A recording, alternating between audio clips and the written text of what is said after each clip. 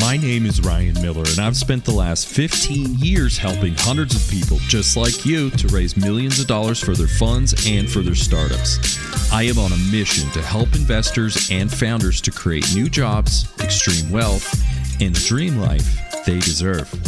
Join me as we peel back the curtains and explore fresh ideas and dynamic personalities as we all move toward our dreams of making billions. Let's get into it. This week, I'm going to take you deep into the long game strategy I use to build a network of high net worth individuals that I rely on when raising capital for all my deals. You don't want to miss it.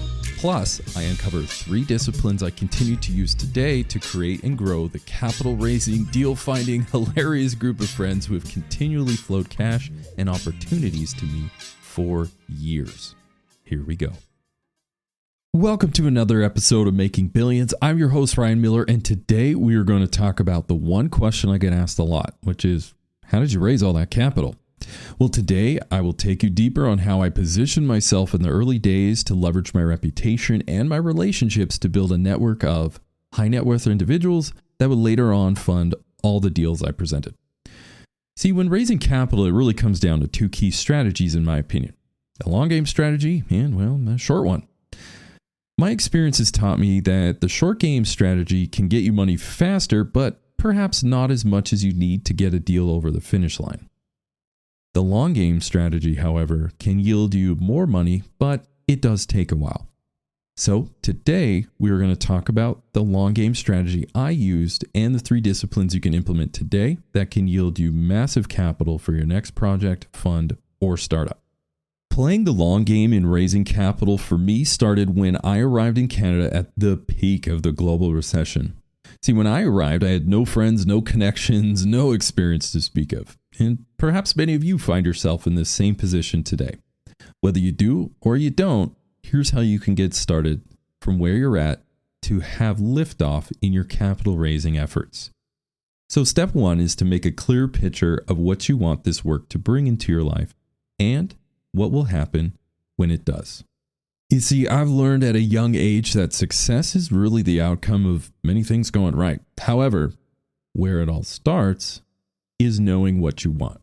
So I got to work painting a clear vision of my life, how much it costs, and how and why my journey in making billions could be fun. And I would challenge each of you to start here. What do you want out of your life? And if you're feeling really ambitious, you can make a movie that highlights all the things the future has in store for you and even put pictures around your office. The point is, this must provide you with whatever it is you need to stay focused over the long term. This helped me tremendously when getting started and staying the course. The second step in the long game strategy is to write down what you want people to know you for and what problems you will solve for them repeatedly. Then get to work on building your skills and applying them on profitable deals. So I realized I needed to get the word out about my reputation. So what did I do? Well, I asked myself, what do I want people to know me for when considering bringing me in on their deals? And to me, that was obvious. I wanted people to know me as an expert in finance and deal structuring. See, the problem I wanted to solve for people was how to value a deal, negotiate a deal, and, well, fundraise for a deal. So I applied to grad school and I studied nights and weekends to finish my grad degree, which, by the way, I chose to have my capstone program be on negotiation, as well as mergers and acquisition strategies. After that, I took a lot of financial courses online on building financial models. Regardless of what it is for you, the point is to build a skill set that people will trust when understanding what value you provide on their deal. So in my case, I got quite good at modeling deals, structuring operations, and mitigating risks.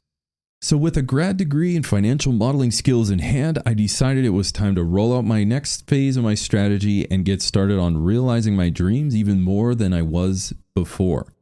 I would make it a point to go out and buy anyone a coffee and just ask them about their story so I could learn as much about people around me as I could. And I also made it a point to never eat alone. So this led me to commit to the first 2 disciplines, which are never eat alone, and always ask people about their story. You see, these two disciplines force my focus to always consider how to strike up conversations with other professionals around me and expand my contacts list. This led me to my third discipline, which is be generous. It was through this third discipline of generosity that pushed me to always contact people that had the reputation of deal maker. When I would learn of their story and the deals they were doing, I always offered to help for free. And this, my friends, opened a lot of doors in the early days. You see, when you're on the right deal, you meet even more people operating at the highest level. Well, at least that was the case for me. You see, when I was on those deals, these people represented massive oil tycoons, land developers, and even a crown prince from overseas. And the problem I was solving for them was to build financial models, determine the value of the deal, and provide counsel on the path forward. So here I was in my late 20s, early 30s, sitting at the table with oil tycoons, land developers, and even royalty, just wondering, wow, this actually worked. And I was just in awe at how quickly I leveled up. And it all started just by being generous with my skills and my viewpoint on each of their deals. And eventually I was rewarded with a stronger reputation in higher circles, which led to getting compensated by people that had the power to do so. Finally, I was seeing my reputation and relationships expand, all made possible through those three disciplines: never eat alone, always ask people about their story, and be generous. Even today, these have become so deeply rooted that they just come out naturally. Now, I can't guarantee that all the things will work out the same for you. I can tell you that by never eating alone and asking people about their story, as well as being generous, has been incredibly valuable in my pursuit of making billions. Now that this part of my strategy was stabilized, the next thing I did was contact my alma mater and offered to present in their next panel discussion on finance. And this too was incredibly valuable. I was able to speak on leadership and finance, and it was here that I learned two new lessons. One, speaking at universities is extremely prestigious, and it will put your reputation into overdrive.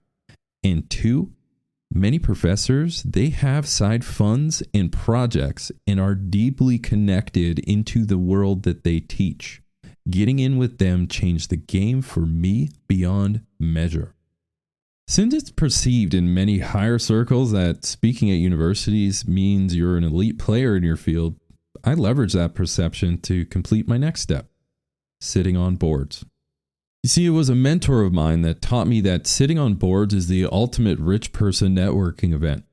Sitting on boards of charities, hospitals, universities, and in my case, the local Philharmonic Orchestra, can be another way to boost your reputation and your relationships. So that's what I did.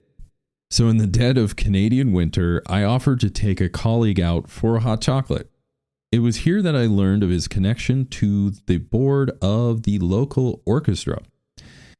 And as I asked him about his story, he began to see that it would probably be quite handy to have me come in and give my expertise on deal structure and building financial models.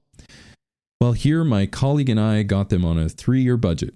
See, it was relatively easy for me, but it meant the world to the organization. See, this led me to support the orchestra, but more importantly, this gave me access to other high caliber patrons of the symphony. It was a memorable experience, to say the least. But more importantly, it satisfied my vision of making the pursuit of billions a lot of fun. So today, I continue to remain true to the 3 disciplines of growing my relationships while sitting on boards and consulting new founders and fund managers on strategies for their business. It is my hope for each and every one of you to implement the 3 disciplines of raising capital, to find board seats to fill, and to have the best memories along the way. Well, that's it for me, friends. I'm wishing you all the success in implementing those 3 disciplines in raising capital in your pursuit of making billions.